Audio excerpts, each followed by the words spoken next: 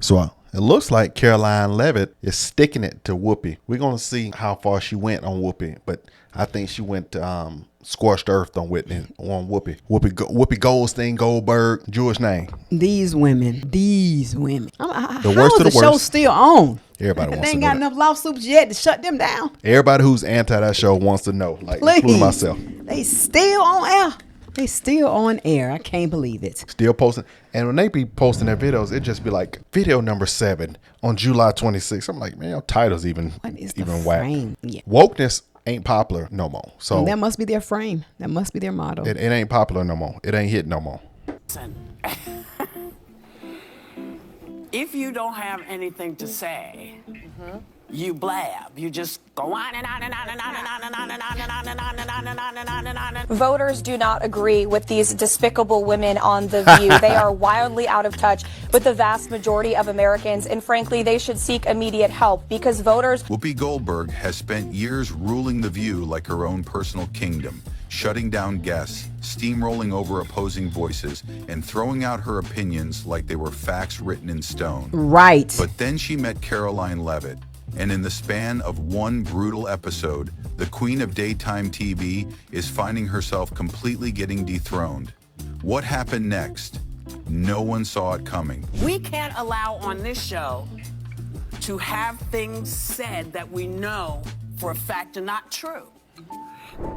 With plenty of smug laughter, sarcasm, and the usual left-leaning panel nodding along to whatever was being said, the day's episode started like any other. But the moment Whoopi opened her mouth, the energy shifted. The topic of the day? Wokeness. A word that The View practically treats as gospel. Right. A concept they defend at all costs.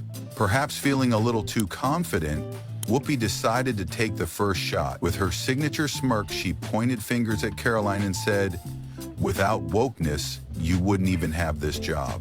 I think she's probably been put in there because according to Donald Trump, she's a 10. You know that's what it is. I want to be clear, though, it's not her first job. It was her first press briefing. She worked in the previous Trump administration. The air got sucked right out of the room. Even Joy Behar, who has built her career on sneering at conservatives, shifted uncomfortably in her chair. This wasn't just a disagreement. This was Whoopi dismissing Caroline's entire career, her intelligence, her work ethic, as nothing more than a product of the very ideology she opposed. It was a low blow, and the audience knew it. Still, they clapped along. Colleagues, I would like to talk about Joe Biden and Donald Trump, who you work for. I am stating facts that your colleagues have stated in the past. Okay, now, as I'm for sorry, this guys. debate, We're going to come back out to the panel. Caroline, thank you very much for your time.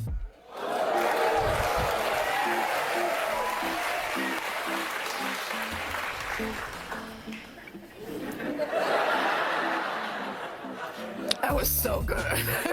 So good. In a statement So tired of y'all. this young lady claimed her, quote, on-air snub proves that you-know-who will not be treated fairly in the upcoming debate. Now, do you think this is going to make people doubt whether CNN can stay objective, or is this more of the same of, everybody's against me, it's all rigged, I tell you. Is everything rigged? No, it's their MO. That's what they do. Rachel Maddow said last week, she's like, if the election is lost, it was rigged. If there's a debate, then the moderators are probably... But Caroline didn't flinch. She didn't get defensive. Instead, she smiled. That slow, knowing smile that said, "Oh, you just made a big mistake." And then, with the kind of calm that only comes from knowing you have the facts on your side, she tore Whoopi's entire argument apart. Let's see it. This is like nothing you've seen before, and we implore you to like and subscribe as we dive deeper. The most divisive and disgusting speech that any president, certainly in my lifetime, has ever given. He essentially waged war on half of the country by saying that we are all a threat to democracy because we believe in putting America first. It's not radical to want to put your country and your own people first. It's not radical to want to have a strong border, a strong military, and to to unleash the might of your own economy, not economies around the world. You know, we have seen cultural Marxism trickling its way through every institution in this country. That's right. The public school system, Yep. the higher education university system, Hollywood, big tech, the corrupt mainstream media that I fought against in President Trump's White House are indoctrinating my generation of Americans Come into on. hating our country, hating one another based on race and gender and sex and all of this other BS, quite Yep. frankly. We need a... She started with the numbers. Government spending reports showing how taxpayer dollars were funding absurd woke projects. Yep. From gender studies in Guatemala to Yuck. foreign Sesame Street programs meant to push American straight activism abroad. She laid it all out with precision, making it crystal clear that wokeness had evolved from a movement about fairness into a political weapon used to silence people who dared to think differently. Whoopi, who is used to guests fumbling over their words when challenged, is suddenly finding herself backed into a corner.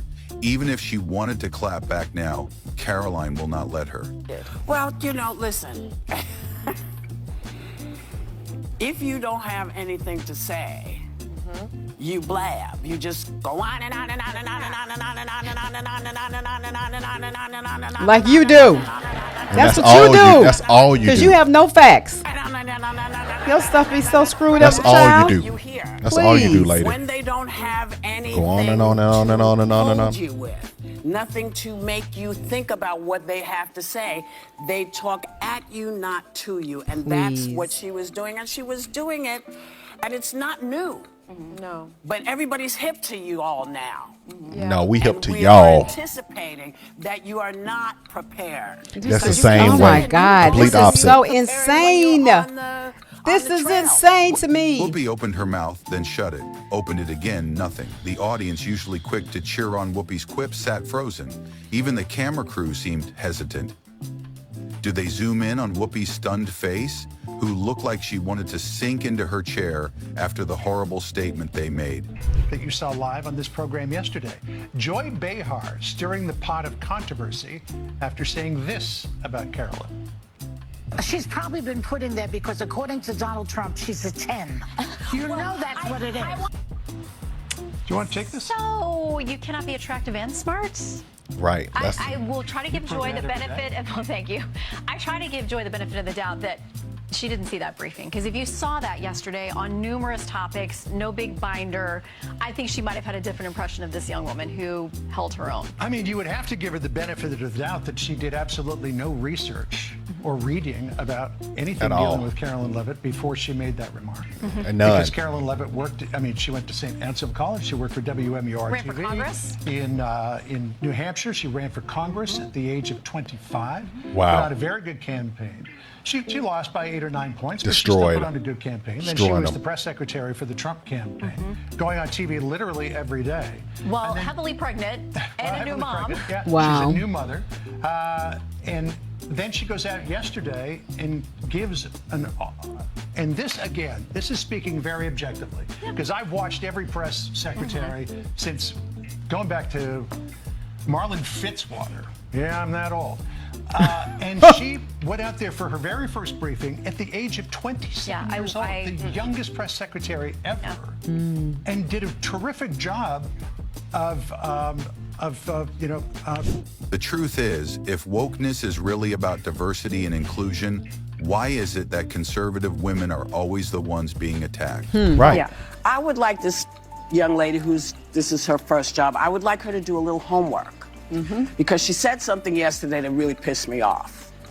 And that was, she said, there will be no wokeness here. There won't. Let me explain something to you. Oh. Because without that wokeness, you might not have that job. Yeah. Because women were not invited to that table. Women were not invited to many tables in this nation. The reason we fought and busted our behinds to make sure that you didn't have to worry about this. And now to hear you talk about it and to hear anybody talk about the wokeness was put in place for a reason. Because She's black so people firm couldn't in get her into wrongness. colleges. because So firm women in her could wrongness. not get into the colleges they wanted to go to. This is all women. She's so firm in this her is wrongness. not black, Sit down. Asian women. This Sit is down. all women. Women were not invited to this party. It was a man's world, and we busted our asses to make sure that this Sit was down.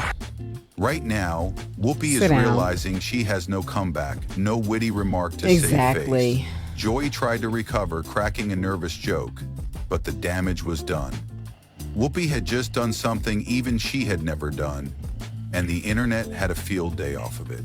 But here's where it gets even crazier. Add one last thing. What was interesting to me is Dan Rather weighed in on X, and he said he compared our time now to the Nixon era, which was a little scary for me. But he said, enough with both sides-ism. When one side lies intentionally and repeatedly, they are no longer entitled to the benefit of the doubt. And we should keep in mind, too, that the people that need to hear this are the people who are running the networks that are okaying this. Because this idea, it's like they say to you now, you can only work within this perimeter. But if the facts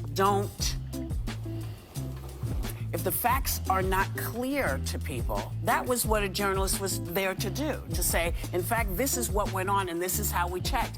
Now, we've been given doubts that people don't know how to do this. The media has pretty much always been fair. Oh my I know God. you couldn't even say that with a straight Oh face. my God. We're gonna see stop. how she laughed. We're gonna stop it right there. There was a time when news media was just reporting the news. It sure was. Did this the woman, facts? I'm did sorry. This woman said the media has always been fair. There was a time when you had better journalists who were seeking to let the people know and to inform the people. And when they had an opinion, they were writing editorials. Y'all know when the media is fair? It's a mixture now. When Will Ferrell was I'm Ron Burgundy, that's when the media is fair. What, back in the 70s? Because it definitely those women have such a twisted and distorted view of what's really going on based off that last statement that Sunny made in the last part of her sentence was, if they have lied, then they no longer have the benefit of the doubt. Then what in the Sam Hill are we finding out right now? What in the Sam Hill? As Trump's and the Frank Sinatra administration has coming in and unveiling all of this information, all of these false lies, all of this stuff that we didn't even know. So you're doggone right. They no longer have the benefit of doubt. Your people who were in administration before, your previous administration, but we already knew that. So what are they talking about? Can they be that distorted in their thinking? Yes. How is it so? Because that's what their fan base likes, their distortion. Here and see where this millions and billions of dollars have been going, but they have an ulterior motive. They're lying. Is you crazy? They need to continue to trim the fat, and that show needs to be off. Or if they're gonna keep that show on, they need to cut the fat and start from scratch and have a whole new direction that's actually gonna benefit people and relay some real factual information. You want to have the hoorah and the hoorah, then hoorah about the facts, not your nonsense, because that's whack to me. Well, with that being said, 2025 is the best time to be alive, and if you hit the 2029, you better get yours. 'Cause I'm gonna get mine. We'll see you on the next one. You got bars.